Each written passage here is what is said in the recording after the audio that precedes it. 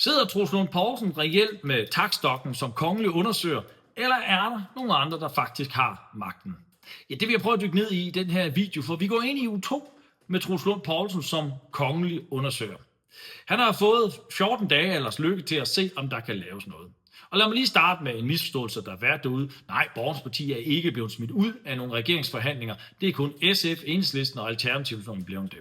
Men jeg har også haft en snak med Troels Lund Poulsen, og vi er enige om, det giver ikke mening, at han ikke afsøger et projekt inde på midten, fordi at det er ude på med ren borgerlig politik, det er stendødt, og det var det for den dag, at Morten Messerschmidt insisterede på at gøre det her til et personspørgsmål og ikke et politisk spørgsmål.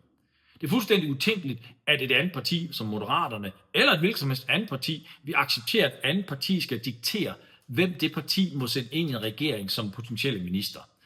Da det var blevet besluttet for Dansk Folkeparti, og det her det handler ikke om at dish Dansk Folkeparti, jeg er sikker på, at hver parti gør, hvad de føler, der er rigtigt for dem, men det sekund, man insisterer på at gøre det til et personspørgsmål, og ikke et politisk spørgsmål, altså man kunne have fået en borgerlig økonomisk politik, man kunne have fået udlændingepolitiske stramninger og nogle andre ting, man kunne have diskuteret.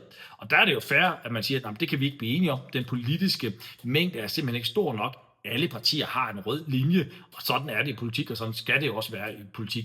Men det sekund, man gjorde det til et personspørgsmål, så blev det her gjort til en umulighed for at fælde en fællesmængde. Det gør så, at Troels Lund Poulsen kun har den mulighed at gå ind over midten. Og det vil sige, at vi snakker en udvidelse af SMV-regeringen. Her vil Konservative og Venstre vil rigtig gerne have Konservative med, og Konservative vil så også gerne med.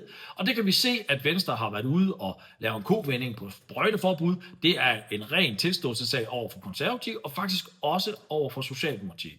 For mange siger lige nu, at Løkke er nøglen til det, men det er faktisk ikke korrekt. Nøglen ligger pt. Hos Socialdemokratiet. Vil Socialdemokratiet være villige til at lave noget over midten igen? En historisk upopulær regering, og man er presset af SF. Er det Mette Frederiksen, som har taktstokken i Socialdemokratiet, så kan det godt være, at man faktisk godt vil ture det, fordi hun har udlændingepolitisk en interesse i at ligge ind på midten og ikke være afhængig af Enhedslisten, Alternativet og SF.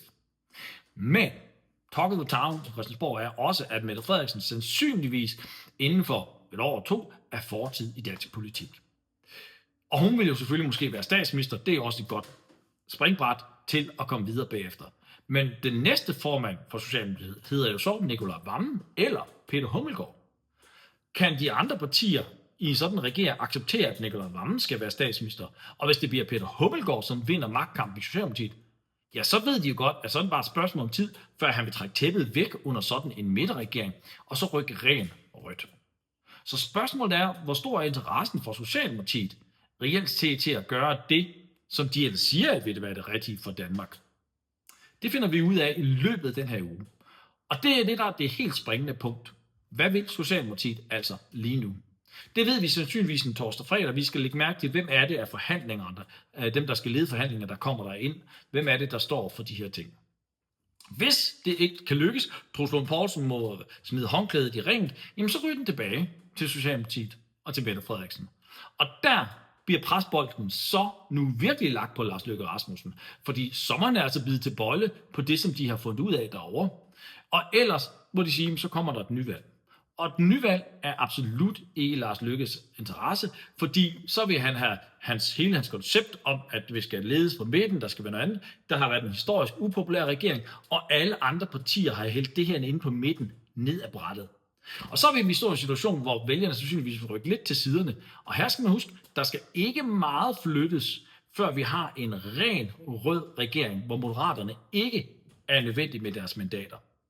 Og så står vi i en situation, hvor vi kunne måske have fået en økonomisk borgerlig politik, vi kunne måske have fået nogle udlændingestramninger, men grundet DF's politikspørgsmål, eller personspørgsmål i stedet for det politiske, jamen så står vi så nu og får Pelle Dragsted, Pia Olsen Dyhr, Samira Nawa, Martin Lidegaard, Mette Frederiksen og Lars Løkke Rasmussen som dem, der har taktstokken i de næste 4 år i Danmark.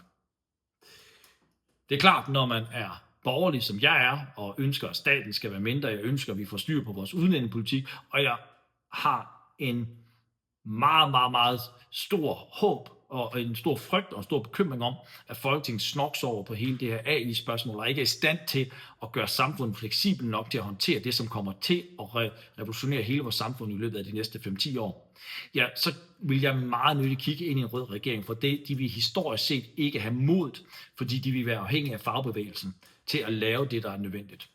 Så vi bliver meget klogere i løbet af torsdag og fredag, og som altid, følg med her på kanalen. I får det fuldstændig udfilter, og så får vi se, hvor vi er på vej hen i Danmark.